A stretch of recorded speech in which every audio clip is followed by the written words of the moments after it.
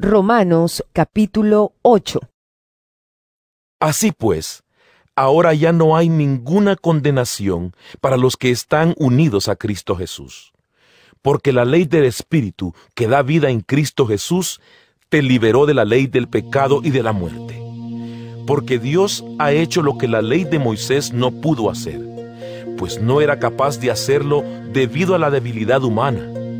Dios envió a su propio Hijo en condición débil, como la del hombre pecador y como sacrificio por el pecado, para de esta manera condenar al pecado en esa misma condición débil. Lo hizo para que nosotros podamos cumplir con las justas exigencias de la ley, pues ya no vivimos según las inclinaciones de la naturaleza débil, sino según el Espíritu.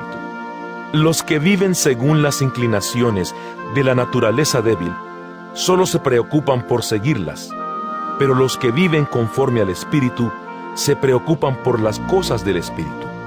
Y preocuparse por seguir las inclinaciones de la naturaleza débil lleva a la muerte, pero preocuparse por las cosas del Espíritu lleva a la vida y a la paz.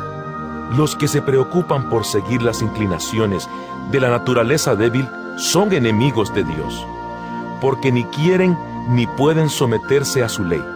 Por eso, los que viven según las inclinaciones de la naturaleza débil no pueden agradar a Dios. Pero ustedes ya no viven según esas inclinaciones, sino según el Espíritu, puesto que el Espíritu de Dios vive en ustedes. El que no tiene el Espíritu de Cristo no es de Cristo. Pero si Cristo vive en ustedes, el Espíritu vive porque Dios los ha hecho justos, aun cuando el cuerpo esté destinado a la muerte por causa del pecado. Y si el Espíritu de aquel que resucitó a Jesús vive en ustedes, el mismo que resucitó a Cristo dará nueva vida a sus cuerpos mortales por medio del Espíritu de Dios que vive en ustedes. Así pues, hermanos, tenemos una obligación, pero no es la de vivir según las inclinaciones de la naturaleza débil. Porque si viven ustedes conforme a tales inclinaciones, morirán. Pero si por medio del Espíritu hacen ustedes morir esas inclinaciones, vivirán. Todos los que son guiados por el Espíritu de Dios son hijos de Dios. Pues ustedes no han recibido un espíritu de esclavitud que los lleve otra vez a tener miedo, sino el Espíritu que los hace hijos de Dios. Por este Espíritu nos dirigimos a Dios diciendo, Abba, Padre. Y este mismo Espíritu se une a nuestro espíritu para dar testimonio de que ya somos hijos de Dios.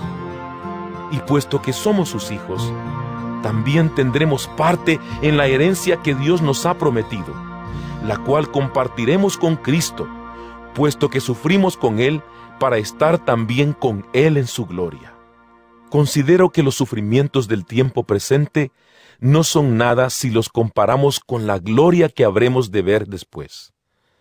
La creación espera con gran impaciencia el momento en que se manifieste claramente que somos hijos de Dios, porque la creación perdió su verdadera finalidad, no por su propia voluntad, sino porque Dios así lo había dispuesto.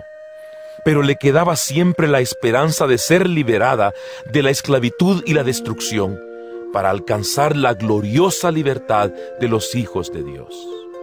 Sabemos que hasta ahora la creación entera se queja y sufre como una mujer con dolores de parto.